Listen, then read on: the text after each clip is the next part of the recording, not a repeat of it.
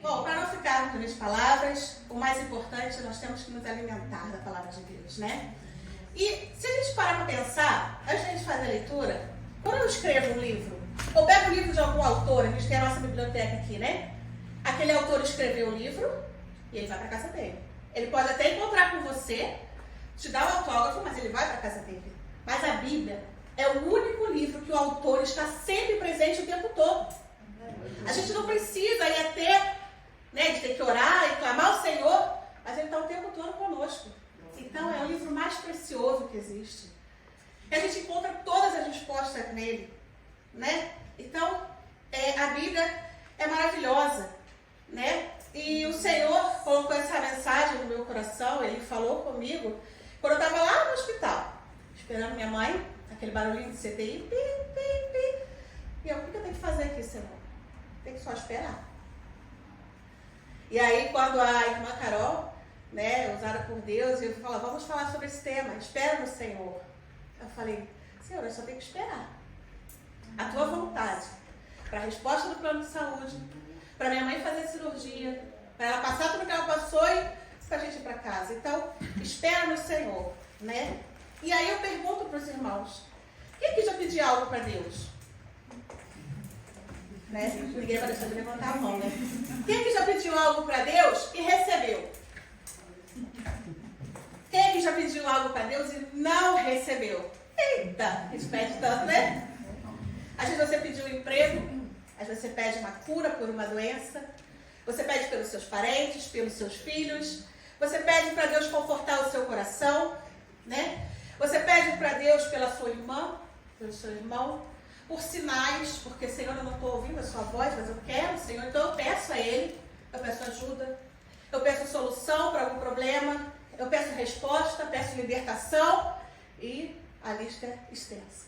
Quero que cada um tenha na mente, pensando em algo que pede a Deus, algum tipo, e ainda Deus ainda não te deu a resposta. Você ainda não recebeu. Então hoje nós vamos falar sobre esperar, que é algo tão difícil para nós. A gente quer tudo para ontem, né? Tudo para hoje e, se puder, agora.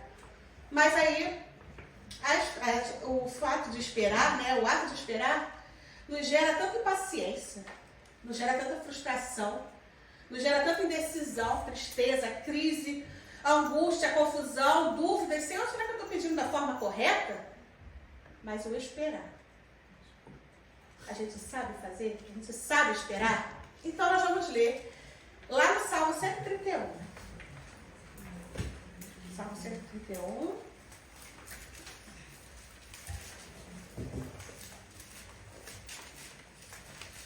Ele é um salmo pequeno, mas tem uma grande mensagem para nós.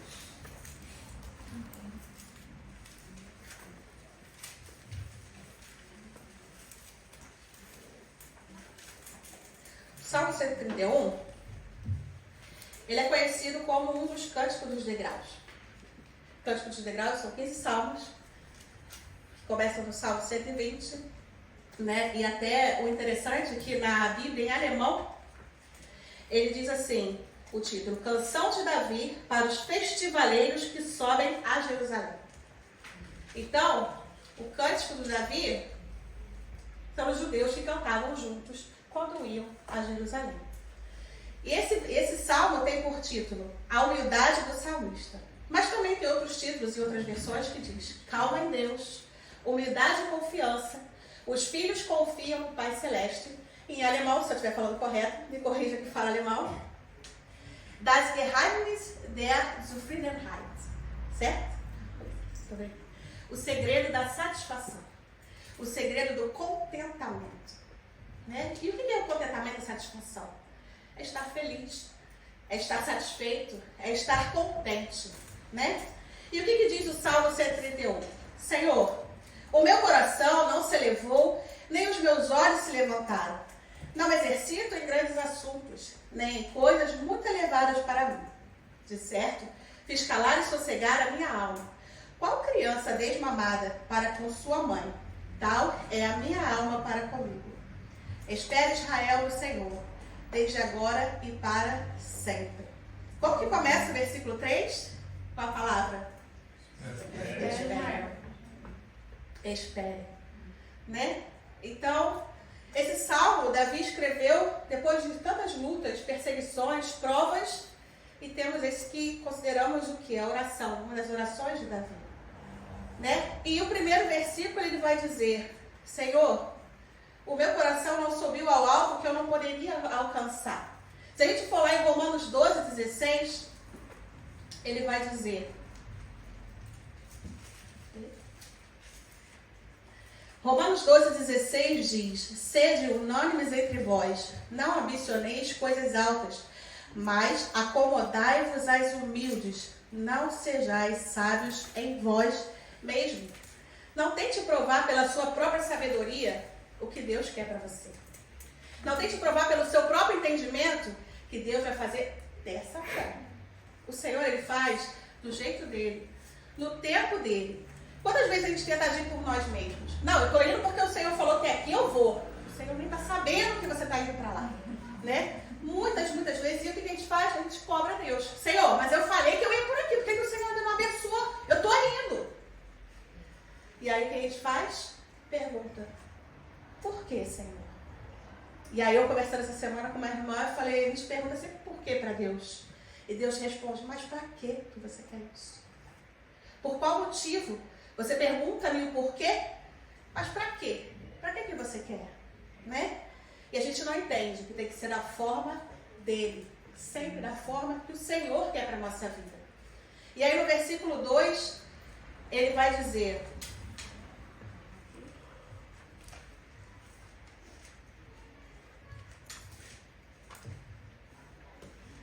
de certo fiz calar e sossegar a minha alma. Qual criança desmamada para com sua mãe? Tal é a minha alma para comigo. Ele usa essa comparação de criança desmamada. A gente sabe que quando um bebê, ele quer comer, ele faz o quê? Ele chora. Ele chora, ele desespera e muito, né? Chora até conseguir o quê? Botar o leite, né? E ele chora de novo, ele sabe que ele vai ter o quê? O leite. Então a criança, né, o bebê, ele sabe que se ele berrar, ele vai ter. A gente também é assim. A gente berra o Senhor esperando que ele vá dar o quê? O alimento pra gente. Só que ele usa esse contexto da criança desmamada não como uma criança que acabou de mamar. Não. Ele diz que é o quê? A criança, quando ela mama, né, ela mama no peito, então ela repousa no peito da mãe e ela descansa. Porque ela sabe que a hora que eu abrir a boca, minha mãe vai me dar o leite. Só que uma criança desmamada, ela não tem mais o peito. E a partir do momento que a gente começa a entender, né? E a criança entende, tipo, eu não tenho mais o peito, mas eu confio que na hora que eu pedir a minha mãe, ela vai me dar o alimento. A mãe dá o alimento. Então, por que nós, como crianças desmamadas, a gente não chora e o Senhor dá? A gente tem que o quê? Saber esperar. Saber esperar que o alimento não é na hora que eu choro. A resposta não é na hora que eu choro. Mas é eu confiar e compreender que na hora certa o alimento vem, né? A gente tem que entender. E aí a gente para pensar. Deus às vezes, né? A criança quando mama, ela tem ali o livre acesso, né? Ao seio da mãe para mamar. E o desmamar, ela simplesmente tira, né? Tem todo um processo, mas a criança não tem mais aquilo. E Deus faz isso com a gente também. Quantas vezes Deus já tirou algo de vocês, algo de nossas vidas, eu posso dizer, e a gente não entendeu. Eu estava tão confortável dessa forma, eu estava tão bem desse jeito, e Deus foi lá e tirou. Mas até a gente entender o processo, a gente confiar, a gente tem que saber o quê? Esperar. Eita, palavra difícil, Senhor. Não aguenta esperar, mas aprenda a entender. Que o Senhor quer que você espere. Ah, Deus, mas é tão difícil. Eu quero tudo para agora. Já tem dias que eu estou orando, anos que eu estou pedindo ao Senhor. Eu já jejuei, eu já parei de fazer isso, já parei de fazer aquilo e nada. Mas eu gostaria de lembrar, vinha a nossa lembrança, algumas pessoas na Bíblia que esperaram bastante. Tem várias, existem várias. Eu vou ler só algumas. Gênesis 37, José esperou. Não esperou? Para ser governador do Egito. Ele foi vendido pelos irmãos, né? Mas ele esperou anos para poder chegar e virar governador do Egito. Gênesis 12, Abraão, Deus faz a promessa a Abraão, começa lá no Gênesis 12. Deus vai cumprir a promessa em Gênesis 21. Todo esse passagem, todos esses anos que ele passou.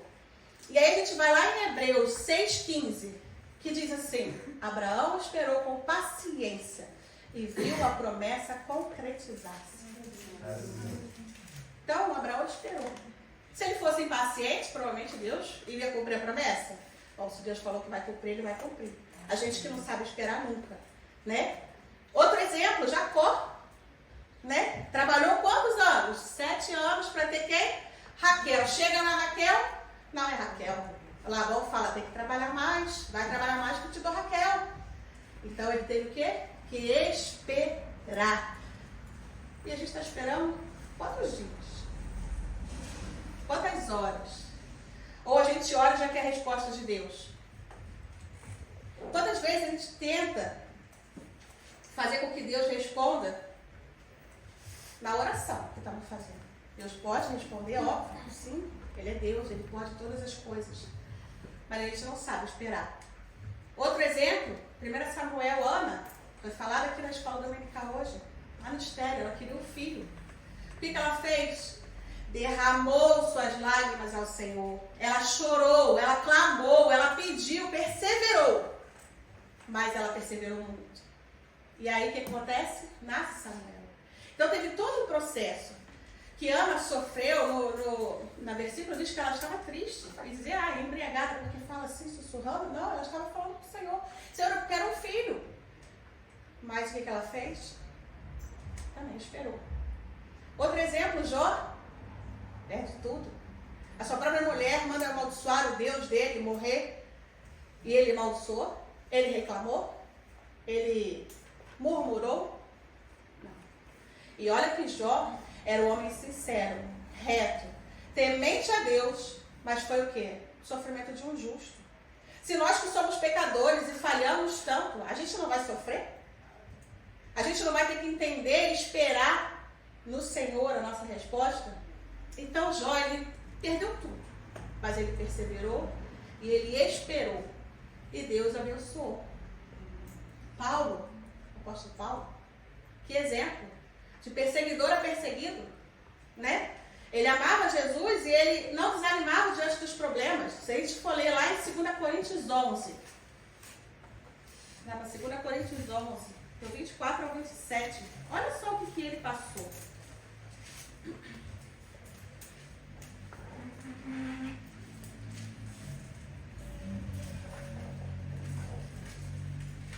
Em viagem muitas vezes, em perigos de rios, em perigos de salteadores, em perigos da minha nação, em perigos dos gentios, em perigos na cidade, em perigos no deserto, em perigos no mar, em perigo entre os falsos irmãos, em trabalhos e fadiga, em vigílias muitas vezes, em fome e sede, em jejum muitas vezes, em frio e nudez.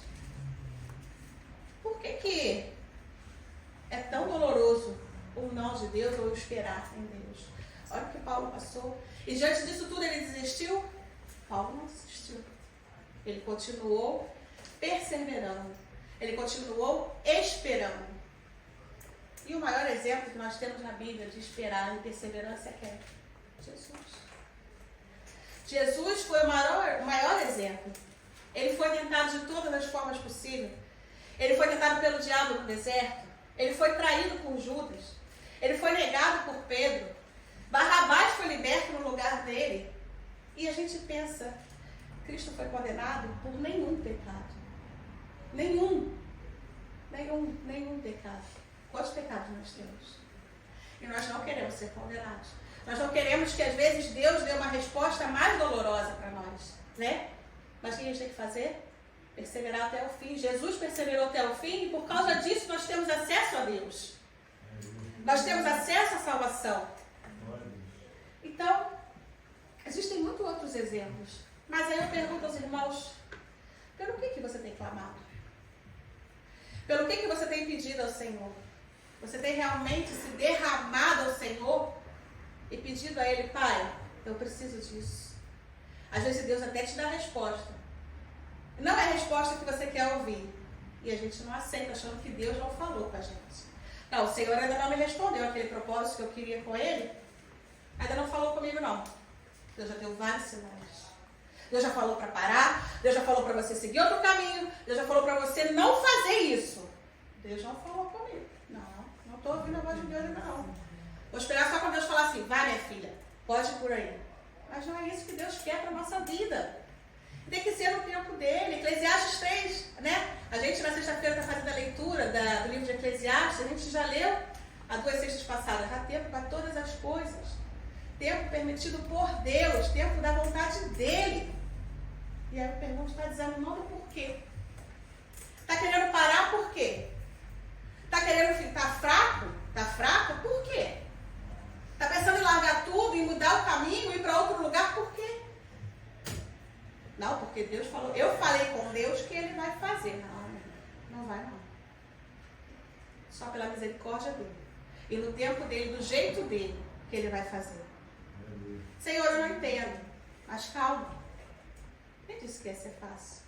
Né? Quem disse que ia ser no nosso tempo? A sua resposta vai chegar. A sua cura vai chegar. O seu emprego vai chegar. As suas feridas vão sarar. Mas é no tempo de Deus. Temos que aprender a esperar. Mas para isso temos que fazer o nosso trabalho. Nós temos que clamar. Nós temos que orar. Nós temos que nos derramar aos pés do Senhor. E principalmente ter calma.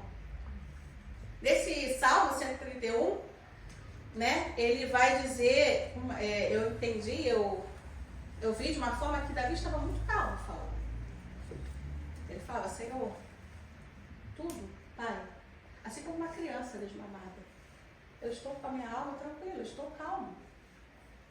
Ele diz que não, vamos agora, eu preciso, Senhor, responde, Pai, eu preciso sexta-feira, preciso da resposta. Não é no nosso tempo, não é no nosso tempo. Tenha calma. Salmos 40, ele diz o quê? Esperei, primeiro versículo, esperei com 40.